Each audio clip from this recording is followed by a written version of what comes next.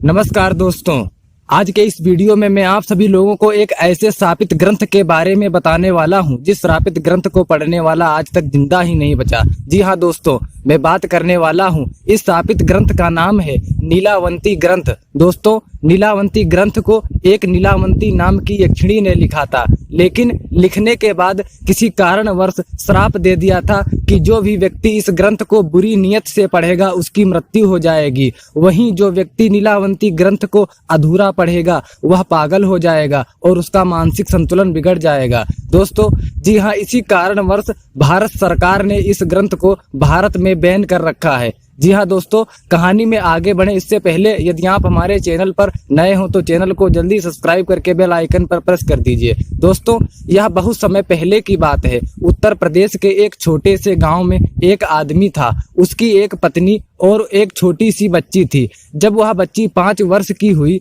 तो उसकी माँ की मृत्यु हो गई। इस बच्ची का नाम नीलावंती था। नीलावंती की माँ की मृत्यु के पश्चात नीलावंती के पिता ने उस गांव को छोड़ दिया और नीलावंती को लेकर दूसरे गांव में चले गए। दोस्तों, नीलावंती के पिताजी को आयुर्वेद का अच्छा खासा ज्ञान था। नीलावंती भी अपने पिता से आयुर्वेद का ज्ञान लेती थी। नीलावंती के अंदर एक खासियत थी कि वह पेड़ पौधे, जानवरों, पशु पक्षियों सबकी भाषा समझती थी। यही नहीं, नीलावंती के स्वप्न में शैतान भी आते थे और नीलावंती को जमीन के नीचे गड़े हुए धन दौलत के बारे में जानकारी देते थे। लेकिन नीलावंती के अंदर उसके पिताजी के अच्छे संस्कार थे, इसीलिए वह सब कुछ जानते हुए भी धन दौलत जमीन के नीचे से खोद कर नहीं निकालती थी। नीलावंती को पेड़ पौधे और शैतान जो भी मंत्र बताते थे वह पीपल के पत्ते से बनी किताब पर लिख देती थी। जब नीलावंती 20 से 22 वर्ष की हो गई तब जो भूत प्रेत नीलावंती के स्वप्न में आते थे वो हकीकत में उसके सामने आने लगे। कुछ समय बाद नीलावंती को पता चला कि वो एक श्रापित यक्षिणी है जो कि एक श्राप की वजह से इस दुनिया से बाहर नहीं निकल पा रही है। उसने अपने पिताजी को यह पूरी बात बताई तो उसके पिताजी ने उससे कहा कि बेटी, यदि तू इस दुनिया की नहीं है और किसी श्राप के कारण तू इस दुनिया में फंसी हुई है तो मैं तुझे नहीं रोकूंगा, तू स्वेच्छा से यहाँ से जा सकती है। फिर नीलावंती उस गांव को छोड़कर जाने लगी।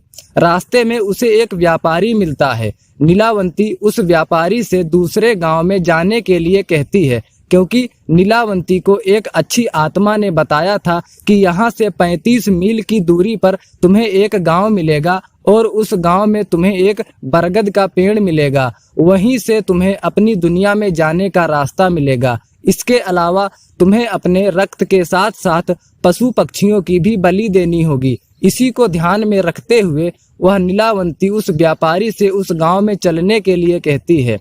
वह व्यापारी नीलावंती की सुंदरता को देखकर मंत्रमुग्ध हो जाता है और कहता है कि मैं तुम्हें उस गांव में छोड़ दूंगा, लेकिन बदले में तुम्हें मुझसे शादी करनी पड़ेगी। नीलावंती ने व्यापारी के सामने मुस्कुराते हुए कहा कि ठीक है, मुझे मंजूर है, लेकिन मेरी एक शर्त है कि रात के समय मैं तुम्हारे साथ नहीं रहूंगी। मैं कहाँ जाती हूँ, क्या करती हूँ, इसके बारे में तुम मुझसे कुछ नहीं पूछोगे।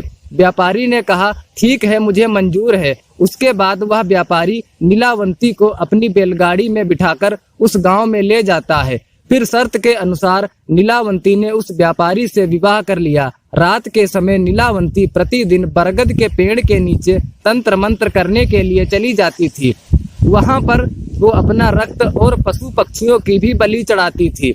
एक दिन रात के समय जब नीलावंती तंत्र मंत्र कर रही थी, उसी समय उस गांव के कुछ लोग नीलावंती को पशु पक्षियों की बलि देते हुए देख लेते हैं और उस व्यापारी को जाकर सारी घटना की जानकारी देते हैं। जब अगली रात को नीलावंती अपने समय के अनुसार रात में तंत्र साधना के लिए निकलती है तो उसके पीछे पीछे वह व्यापारी भी चला जाता है और नीलावंती को तंत्र साधना करते हुए देख लेता है।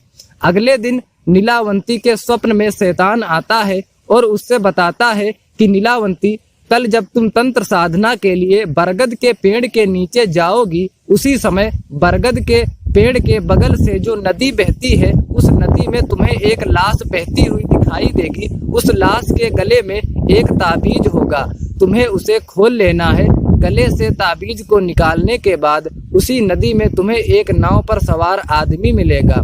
तुम्हें इस ताबीज को उस आदमी को दे देना है। वह तुम्हें दूसरी दुनिया के दरवाजे तक पहुंचाने में तुम्हारी मदद करेगा। उस शैतान ने नीलावंती से यह भी कहा कि तुम्हें अपनी दुनिया में वापस लौटने का सिर्फ यही एक मौका मिलेगा, दोबारा अवसर नहीं मिलेगा। अगले दिन नीलावंती बहुत खुश हुई और रात के समय बरगद के पेड़ के नीचे चली गई। वह तंत्र साधना करके अपनी रक्त की तथा पशु पक्षियों की बलि दे रही थी कि उसे नदी के किनारे एक लाश बहती हुई दिखाई देती है। नीलावंती उस लाश के पास जाती है और गले में बंधे हुए ताबीज को निकालने की कोशिश करती है। उसी समय वहां पर वह व्यापारी भी आ गया जो अपने असली शैतानी रूप में आ गया था। वह ताबीज की पहली गांठ खोल पाई थी, दूसरा खोलने ही वाली थी कि गांव वाले वहां आ गए और नीलावंती को नरभक्षी समझकर कहने लगे कि ये दोनों शैतान हैं, ये दोनों तो सभी गांव वालों को मार डालेंगे, अतः इन दोनों को मार डालो। सभी गांव वालों ने अपने अपने हथियार लेकर दोनों को मारने के लिए उसके पीछे दौड़े। नीलावंती तो बच गई, लेकिन गांव वालों ने उस राक्षस को मार गिराया। राक्षस होने की वजह से वह दोबारा जीवित हो उठा और नीलावंती के पास आकर बोला कि तुम मुझे ये किताब दे दो जिससे तुमने मंत्रों को लिखा है और मुझे कुछ नहीं चाहिए। तब नीलावंती ने सोचा कि यदि यह किताब इस शैतान को मिल गई तो यह दुनिया के लिए अनर्थ साबित हो सकता है। अतः नीलावंती ने उस किताब को श्राप देते हुए कहा कि जो भी व्यक्ति लालच में आकर इस किताब को पूरा पढ़ लेगा उसकी तुरंत मृत्यु हो जाएगी, और जिसने इस किताब को आधा पढ़कर बीच में ही छोड़ दिया वह पागल हो जाएगा। यह कहकर नीलावंती उस किताब को लेकर भाग गई। उसके बाद नीलावंती का आज तक पता नहीं चला कि वह कहाँ गई। कुछ समय पश्चात वह किताब एक साधु को मिलती है। उस साधु के मन में किसी भी तरह का कोई लालच नहीं था। वह किताब दूसरी भाषा में लिखी गई थी। उस साधु ने उसे सरलतम रूप में अनुवाद करके लिखा ताकि सबकी समझ में आ सके। दोस्तों, तभी से नीलावंती ग्रंथ एक रहस्य बना हुआ है।